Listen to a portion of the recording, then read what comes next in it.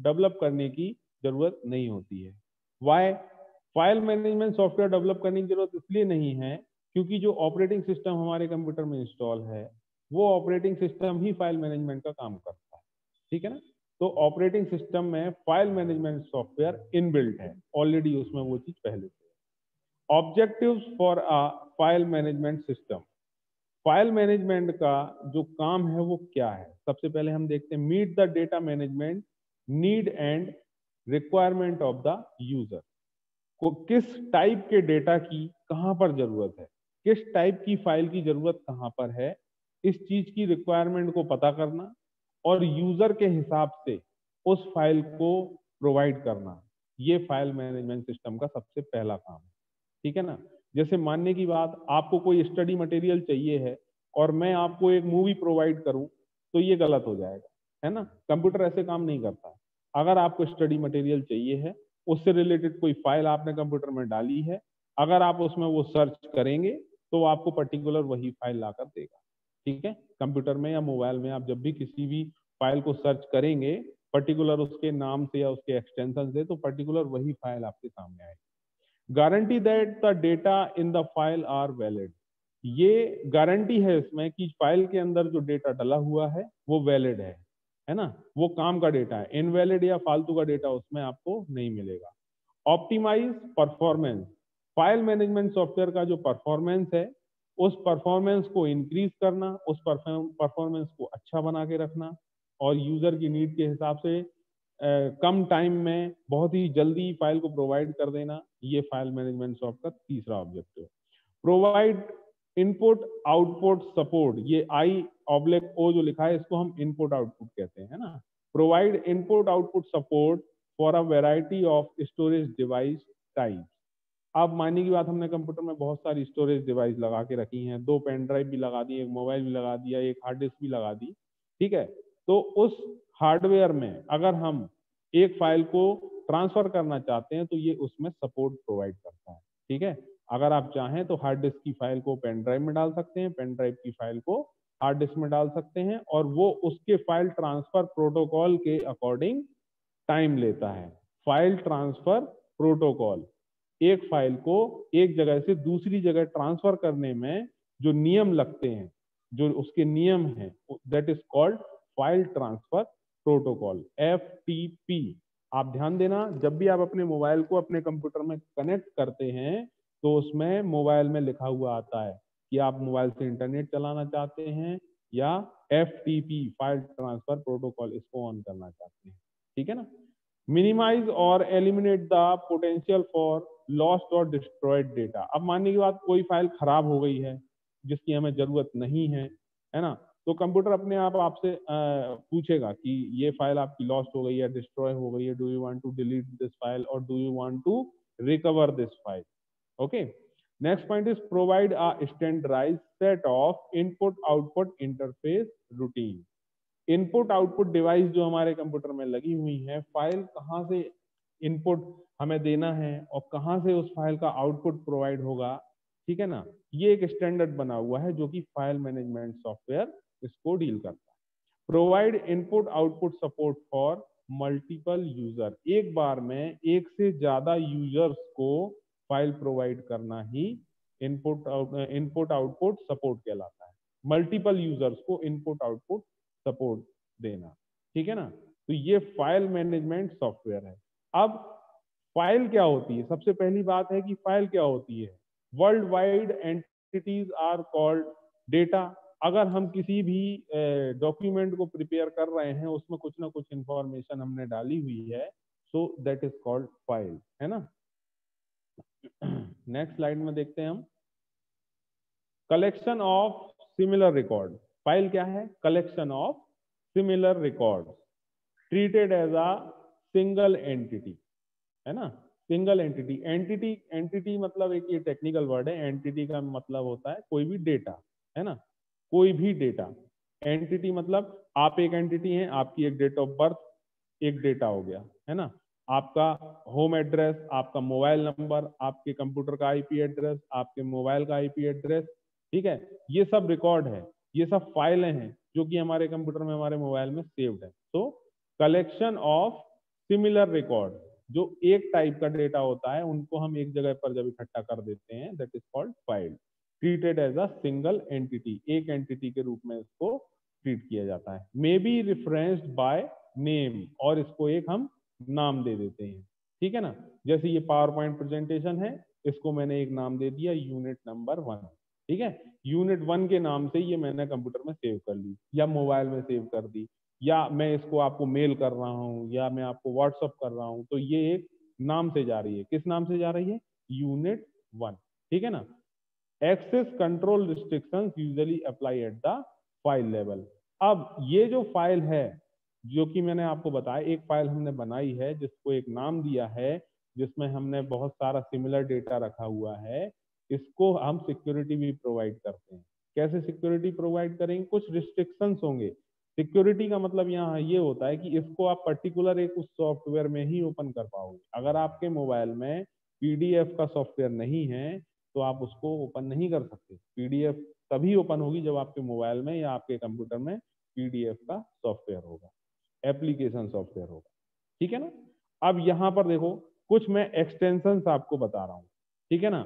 Extension, extension क्या होता है? जब भी कोई फाइल हम सेव करते हैं तो फाइल को आपने तो नाम दे दिया, आपने नाम दे दिया फाइल को विवेक, ठीक है ना। लेकिन वो फाइल विवेक के नाम से तो सेव होगी, लेकिन विवेक के आगे उसमें कुछ ना कुछ एक्सटेंशन लगा होगा, ठीक है। मानने की बात, अजय ने एक रिज्यूम बनाया या प्रभाकर ने एक रिज्यूम बनाया, ये रिज्यूम को आपने अपने कंप्यूटर में सेव किया। आप उस रिज्यूम को सेव करोगे अजय रिज्यूम के नाम से या प्रभाकर रिज्यूम के नाम से, लेकिन वो फाइल जो बनेगी वो बनेगी अजय रिज्यूम डॉट DOC, ठीक है ना। DOC का मतलब है यहाँ पर डॉक्यूमेंट, ठीक है। क्यों है? क्योंकि हमने एक डॉक्यूमेंट बनाया है। डॉक्यूमेंट मतलब माइक्रोसॉफ्ट वर्ड में अगर कोई भी आप काम करते हो, उस काम को आप सेव करते हो, तो जो फाइल बनेगी वो बनेगी डॉट DOCX के एक्सटेंशन से। ऐसे ही बहुत सारे एक्सटेंशन होते हैं। अब यहाँ देखो, मैं आपको एग्जांपल देता हूँ, फाइल डॉट BAK, ठीक है ना। बैकअप फाइल, क्या लिखा आ रहा है? Backup file. मानने की बात, आपने अपने मोबाइल का या आपने अपने कंप्यूटर में रखे हुए डेटा का बैकअप लिया।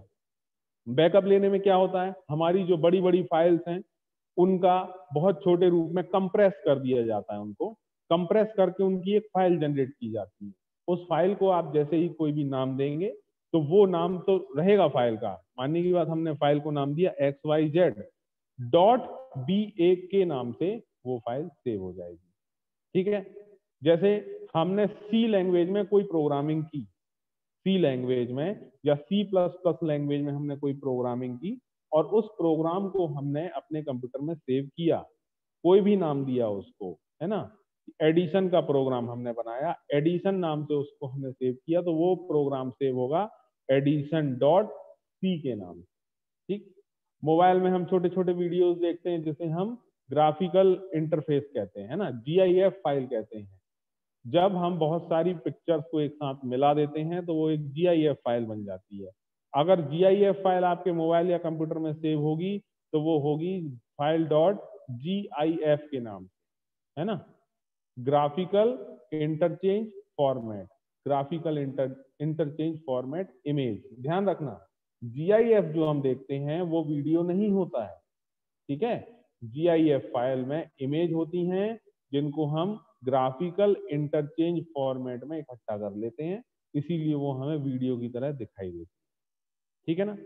ऐसे ही बहुत सारे, अब जैसे एक और मैं एग्जांपल, लाइव एग्जांपल, जैसे अगर बोले MP3, आप म्यूजिक सुनते हैं, है ना। म्यूजिक इनकोडेड इन MPEG लेयर 3 ऑडियो फॉर्मेट, क्या दिख रहा है? फाइल डॉट MP3, एक कोई गाना है, उस गाने को आपने अपने मोबाइल में अपने कंप्यूटर में सेव किया, वो एक फाइल बन गई, और वो फाइल का जो नाम होगा उस नाम के आगे लिखा होगा डॉट MP3।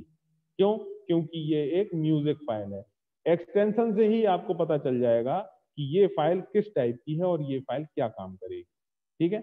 यहाँ लिखा हुआ है, देखिए, PDF, फाइल डॉट PDF, है ना, पोर्टेबल डॉक्यूमेंट फॉर्मेट फाइल, नाम ही है उसका पोर्टेबल, मतलब एक जगह से दूसरी जगह भेजने के लिए, ठीक। लेकिन इसमें सिक्योरिटी क्या लगी हुई है? PDF में आप एडिट नहीं कर सकते हो, ठीक है ना। सिक्योरिटी ऐसे लगी है कि मैंने आपको जो पीडीएफ भेजी, उस पीडीएफ को आप ओपन करोगे, उसमें जो डेटा है उसको आप ले लोगे, या मैंने आपको नोट्स भेजे पीडीएफ फॉर्मेट में, मैंने आपको नोट्स भेजे, वो नोट्स को आप ओपन करोगे, अपनी कॉपी में लिख लोगे, ठीक है ना। और लेकिन उस पीडीएफ में आप कोई भी चेंजेस नहीं कर पाओगे, क्योंकि वहां पर सिक्योरिटी लगी हुई है, ठीक है ना। जिप फाइल देखो यहाँ, file dot zip compressed archive, compressed archive that is called zip. अब इसको मैं आपको बता देता हूं, जैसे मानने की बात, गुनी राम के पास 50 फोटो हैं, ठीक है। मैं बोल रहा हूं गुनी राम से कि गुनी राम आपने मेरी 50 फोटो खींची थी, वो फोटो आप मुझे भेजो, ठीक। अब गुनीराम मुझे व्हाट्सअप करेगा, व्हाट्सअप में मेमोरी ज्यादा लगेगी, लेकिन मैं कह रहा हूँ कि मेल करो मुझे व्हाट्सअप, मेरे पास व्हाट्सअप नहीं है, आप तो मुझे मेल करो।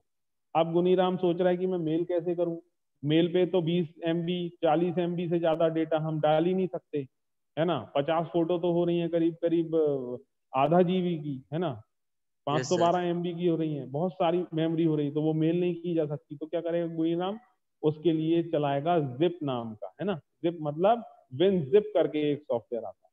कौन सा सॉफ्टवेयर? विन जिप, विंडोज का ही सॉफ्टवेयर है, that is called win zip. ये क्या करता है, फाइल्स को कंप्रेस कर देता है, फाइल्स को कंप्रेस करके एक छोटा सा फोल्डर बना देगा, और उस फोल्डर में वो सारी की सारी फाइल अपने आप इनबिल्ट हो जाएंगी। जब कंप्रेस करेंगे वो सारी की सारी फाइल उस फोल्डर में चली जाएंगी, और उस फोल्डर की साइज होगी मुश्किल से 10 MB 10 KB, है ना, बहुत छोटी सी साइज होगी उसकी।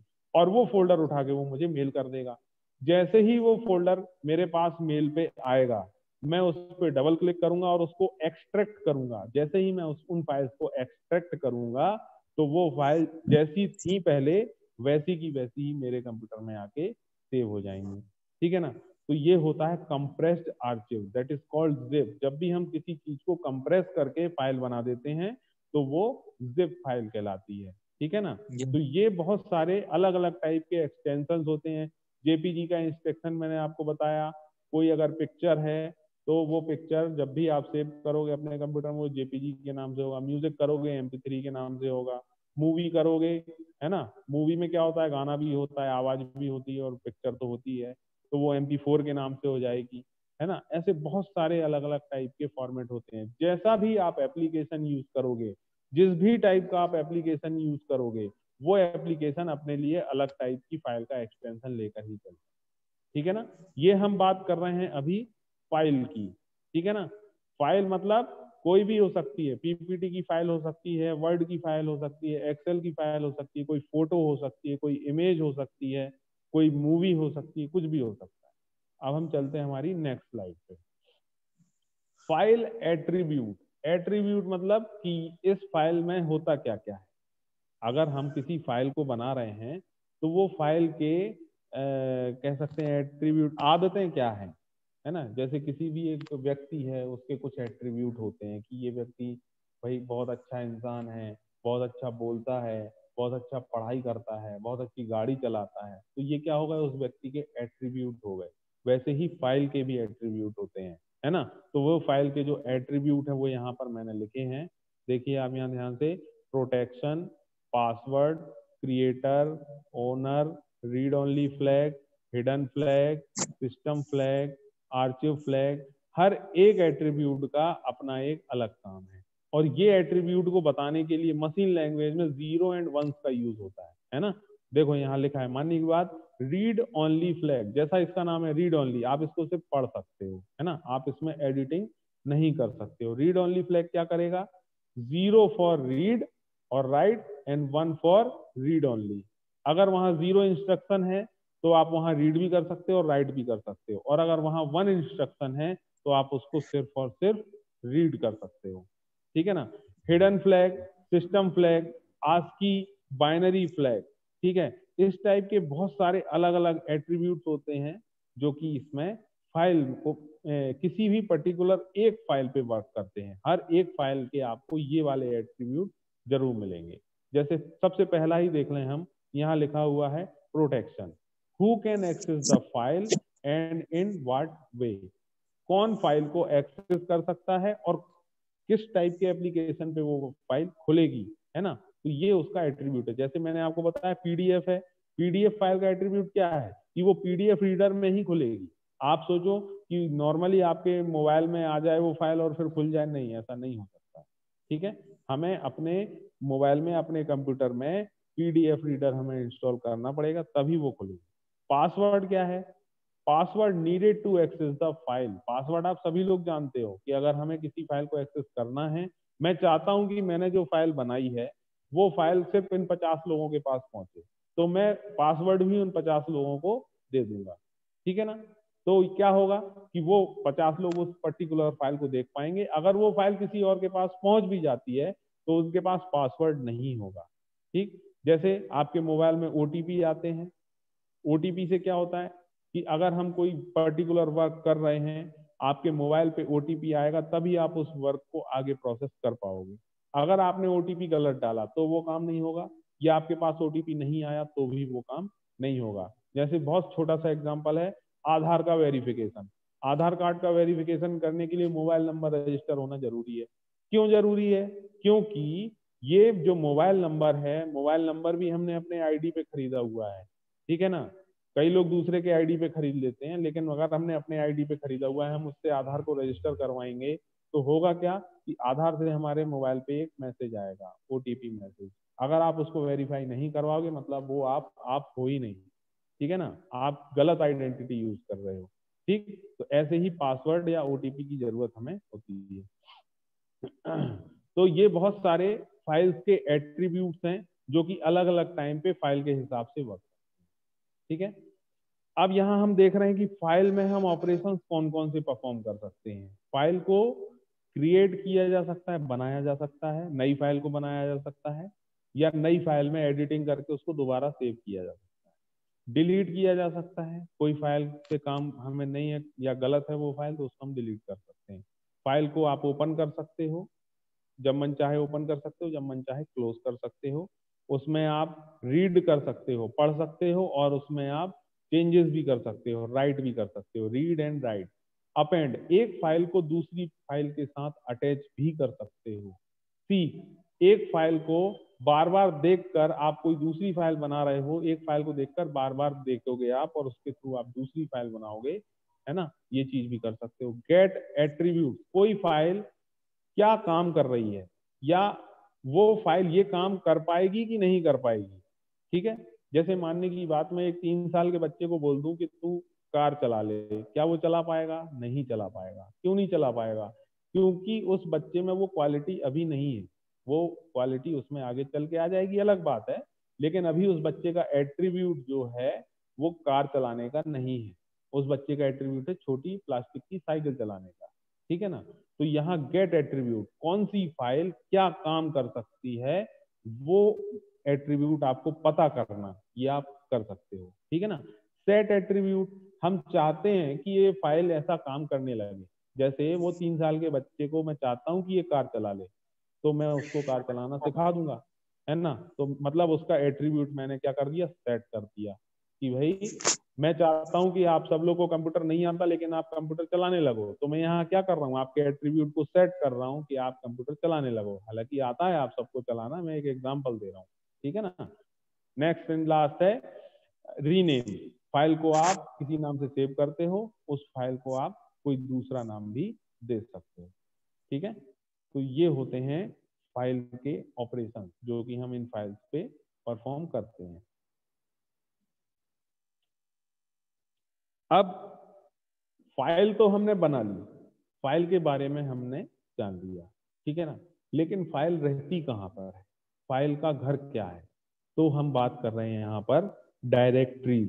ठीक है, फोल्डर तो सुना ही होगा आप सभी ने। फोल्डर जो होते हैं हमारे कंप्यूटर में, जो फोल्डर्स होते हैं उन्हें हम डायरेक्टरीज कहते हैं। ठीक है, और फाइल कहाँ पर रहती है? डायरेक्टरीज के अंदर रहती है। मतलब file, folder is a collection of file, directory is the collection of file. बहुत सारी फाइल जहां पर इकट्ठी हो जाती हैं वो डायरेक्टरी कहलाती है। देखो लिखा भी है, डायरेक्टरीज कंटेन फाइल्स और other directories called sub directories, they may also be empty. तो क्लियरली यहां बोला जा रहा है कि एक फोल्डर के अंदर आप कई सारी फाइल भी रख सकते हो और उसी फोल्डर के अंदर आप दूसरे फोल्डर भी रख सकते हो, है ना। ऐसा जरूरी नहीं है कि आप एक डायरेक्टरी या एक फोल्डर के अंदर सिर्फ फाइल ही रखोगे, है ना। जैसे हमने एक हमने फोल्डर बनाया म्यूजिक के नाम से, ठीक है।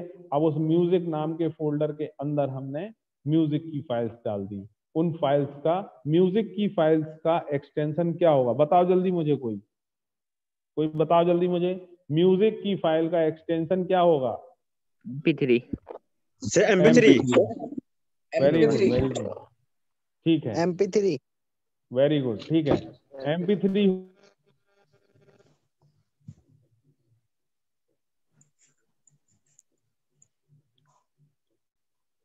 ठीक है, 50 MP3 आपको उसमें दिखाई दे रहे हैं, लेकिन उसमें आपको एक MP4 भी दिख रहा है, तो वो क्या होगा MP4?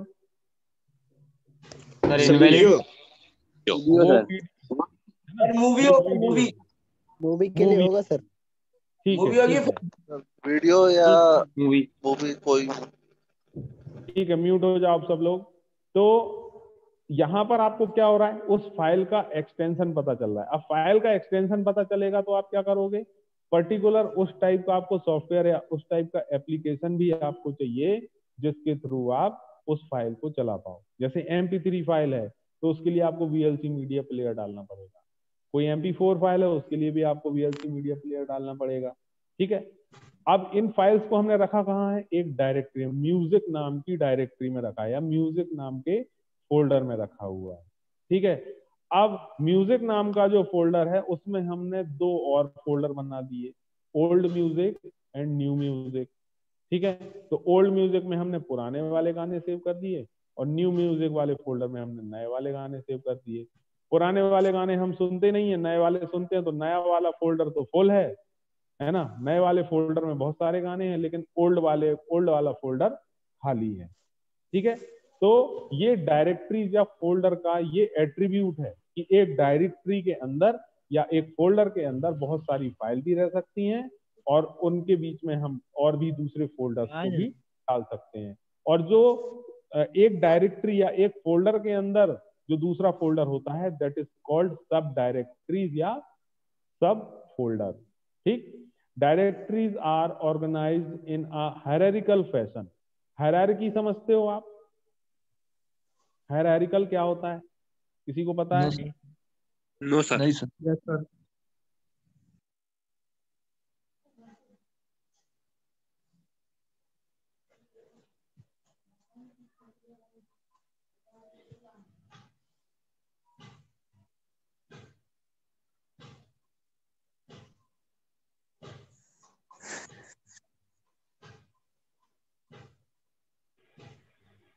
हेलो, हाँ, तो क्या बता रहा था मैं आपको,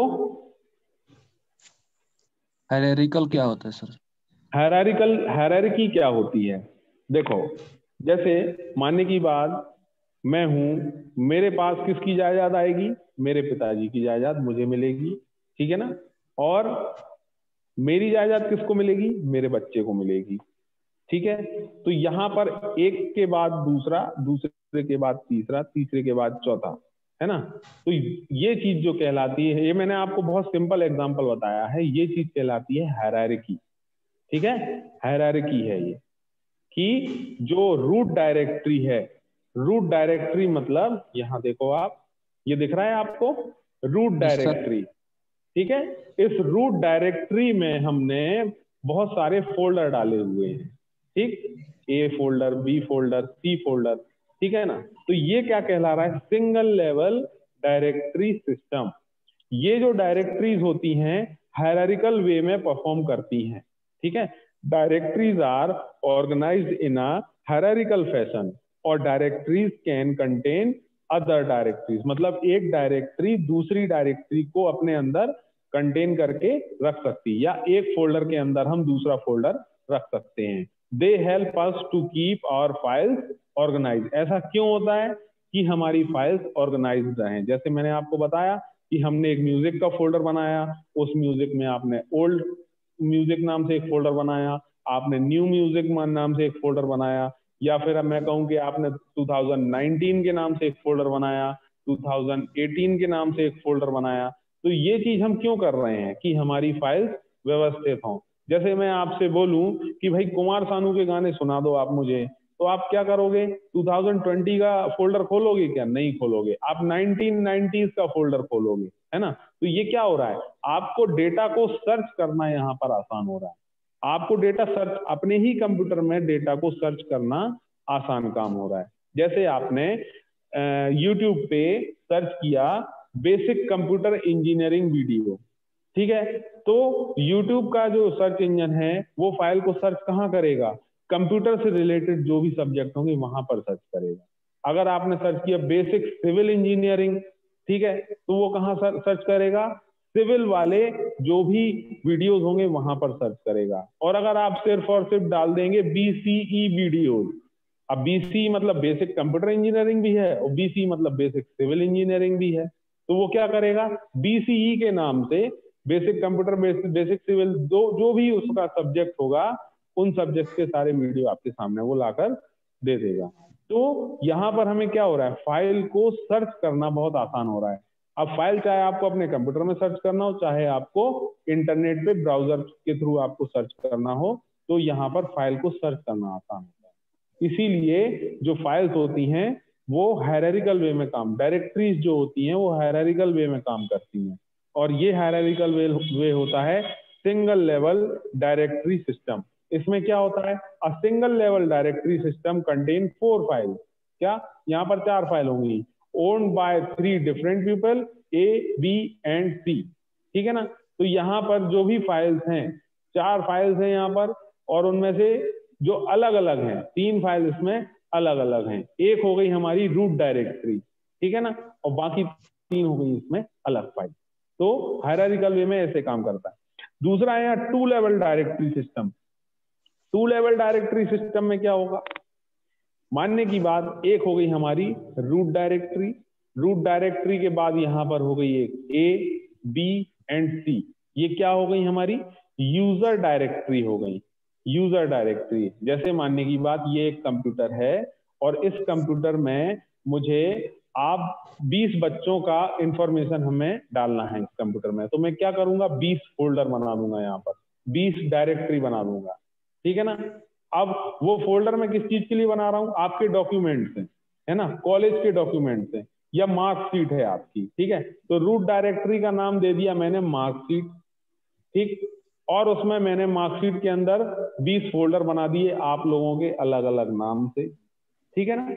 अब जहां पर मैंने आप लोगों के नाम डाल दिए, मानने की बात मैंने नाम डाल दिया गुनीराम, ये गुनीराम है, गुनीराम की पहले सेमेस्टर की मार्कशीट और ये दूसरे सेमेस्टर की मार्कशीट।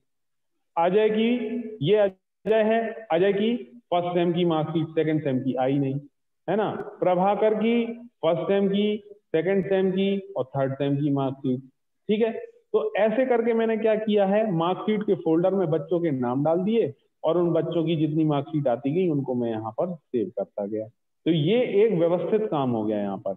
अब जैसे अगर मेरे HOD मुझसे बोलेंगे कि भाई गुनीराम की फर्स्ट सेम की मार्कशीट लाओ, तो मैं अपने कंप्यूटर में जाऊंगा, मार्कशीट नाम का फोल्डर खोलूंगा, गुनीराम नाम का फोल्डर खोलूंगा और उसमें से फर्स्ट सेम की मार्कशीट निकाल के उनको दे दूंगा, है ना, सही चीज। तो 2 लेवल डायरेक्टरी सिस्टम ऐसे काम करता है। Next is hierarchical directory system.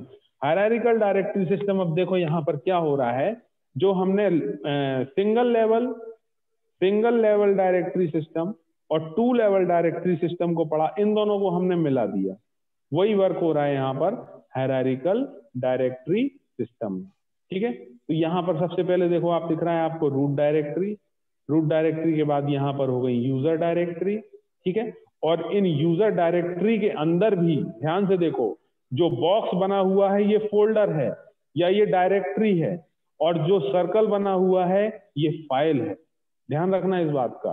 तो यहाँ पर जो सर्कल है ये फाइल है, बॉक्स है वो डायरेक्टरी है। अब यहाँ देखो, एक डायरेक्टरी के अंदर दूसरी डायरेक्टरी, दूसरी डायरेक्टरी के अंदर यहाँ डायरेक्टरी भी है, दैट इज कॉल्ड सब डायरेक्टरी, है ना। तो रूट डायरेक्टरी की सब डायरेक्टरी हो गई B, और B की सब डायरेक्टरी हो गई यहाँ पर ये B1 और B2, और यहाँ पर उसी नाम की एक फाइल भी है, ठीक है ना। तो हायरार्किकल डायरेक्टरी सिस्टम में काम ऐसे होता है कि एक रूट डायरेक्टरी के अंदर कई सारी अदर डायरेक्टरीज भी हो सकती हैं और कई सारे अदर फाइल्स भी हो सकती हैं, और पर्टिकुलर उस फाइल के अंदर कोई डायरेक्टरी नहीं हो सकती। इस बात का ध्यान रखना, डायरेक्टरी के अंदर फाइल हो सकती है लेकिन फाइल के अंदर डायरेक्टरी हो नहीं सकती। क्यों नहीं हो सकती? क्योंकि file is a collection of, कौन है रे? बेटा म्यूट हो जाओ, कौन है?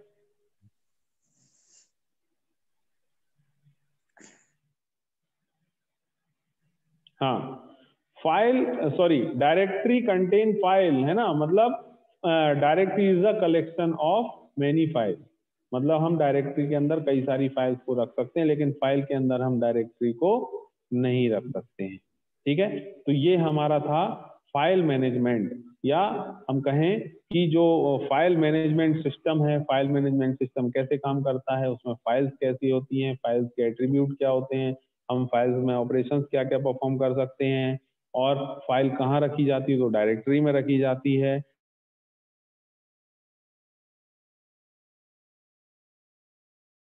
सिंगल लेवल, 2 लेवल और हायरार्किकल डायरेक्टरी सिस्टम। ठीक है, तो ये हो गया हमारा फाइल सिस्टम।